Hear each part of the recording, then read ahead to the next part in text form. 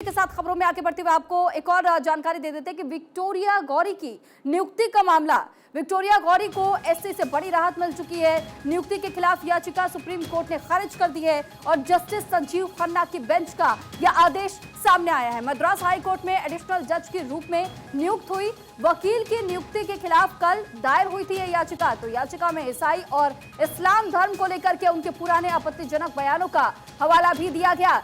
याचिका में ईसाई और इस्लाम धर्म को लेकर के विक्टोरिया गौरी के पुराने आपत्तिजनक बयानों का हवाला दिया गया। आरोप था कि उन्होंने बयान में धर्म परिवर्तन, लव जिहाद के मामलों में दोनों धर्मों को बराबर का खतरनाक करार दिया है और इसी मुद्दे को लेकर के याचिका को खारिज किया गया है।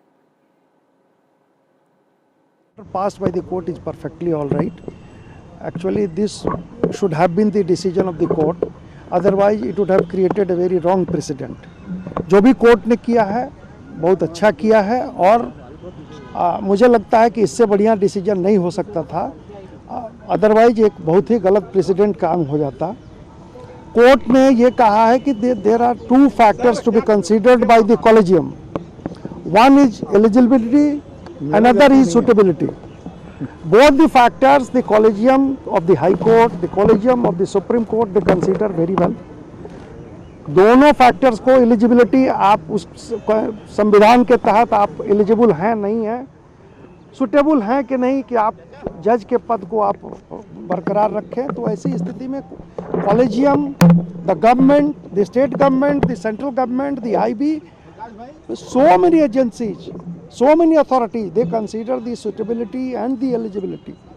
And when they find it that any lawyer or any person of subordinate judiciary is perfect to be a judge of the High Court or Supreme Court, then this cannot be now examined by the judicial side. Then therefore, whatever the court, and we also submitted that there is absolutely no complaint against her with regard to any misconduct, other और इस पर ज्यादा जानकारी के साथ हमारे साथ इस वक्त सुमित जुड़ चुके हैं। सुमित, जरा ये बताइएगा कि एल विक्टोरिया को लेकर जब नियुक्ति के लिए खिलाफ में याचिका दायर की गई थी, सुप्रीम कोर्ट ने इस याचिका को तो खारिज कर दिया, लेकिन इसके पीछे की महत्वपूर्ण जो वजह मानी जा रही है, आखिर वो वजह क्या है? देखिए, दो आरोप लगाए गए थे विक्टोरिया गौरी पर कि पहली तो वो बीजेपी की नेता हैं, बीजेपी की सदस्य हैं, और दूसरा कि उन्होंने कई भड़काऊ ऐसे भाषण दिए हैं जो सामुदायिक विशेष के खिलाफ उन्होंने बयान दिए हैं। ऐसे में वो जज के लिए जो है वो नियुक्ति उनकी नहीं हो सकती है और नियुक्ति को रद्द किया जाए। ये कल ही याचिका दायर की गई थी। CJI ने कहा था कि आज सुनेंगे, और सबसे दिलचस्प बात यह है कि 10:35 पर उनको ओथ लेना था और एक तरफ ओथ वो शपथ ले रही थी, दूसरी तरफ सुप्रीम कोर्ट में सुनवाई चल रही थी।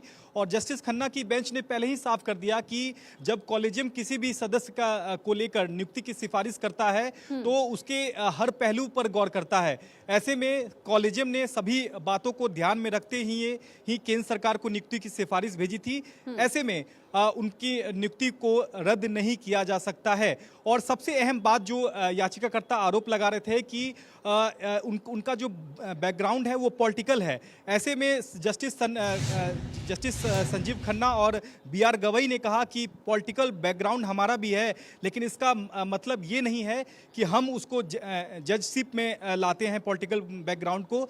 अगर कोई भी सदस्य, अगर कोई भी जज जो है पॉलिटिकल बैकग्राउंड में उनकी पॉलिटिकल बैकग्राउंड रहता है तो इससे उनकी उम्मीदवारी पर कोई खासा असर नहीं होता है, क्योंकि जज रहने के बाद उनका क्या काम रहता है यह सबसे अहम माना जाता है। तो निश्चित तौर पर तमाम जो आरोप थे उसको सुप्रीम कोर्ट ने सिरे से खारिज कर दिया है।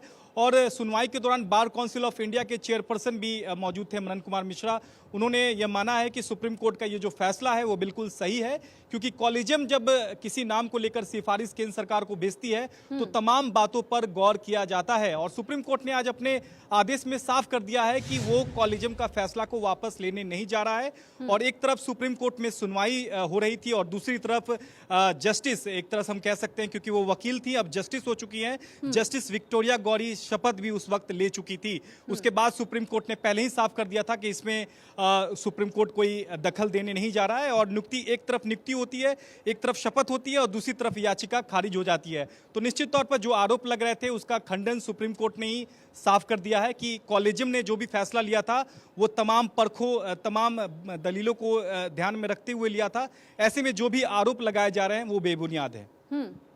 ठीक है सुमित, लेकिन सवाल ये भी बनता है कि जब एक और शपथ पहले से लेने के लिए विक्टोरिया पहुंची हुई थी और उसके बाद से उन पर कई सारे आरोप भी लगाए जा रहे थे, दूसरी तरफ आपने ये बताया कि शपथ लेने के दौरान सुप्रीम कोर्ट की तरफ से इस याचिका को खारिज कर दिया जाता है, कई आरोप उनके ऊपर लग चुके हैं। लेकिन ऐसे में जब कॉलेजियम ने इस पर फैसला लिया तो क्या उनके तरफ से किसी प्रकार की कोई सफाई दी गई थी, कोई ऐसी बात कही गई थी विक्टोरिया को लेकर के कि ये क्यों खारिज किया जाना चाहिए याचिका?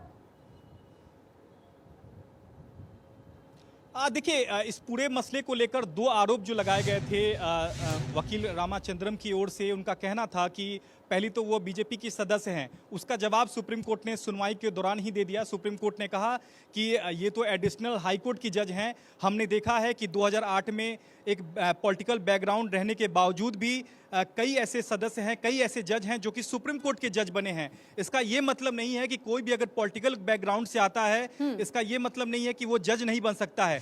जजशिप के बाद वो अगर पॉलिटिकल बैकग्राउंड रहता है तब इसका असर जो है। इस खबर पर आप नजर बनाए रखिएगा। फिलहाल के लिए बहुत शुक्रिया आपका तमाम जानकारी हम तक पहुंचाने के लिए।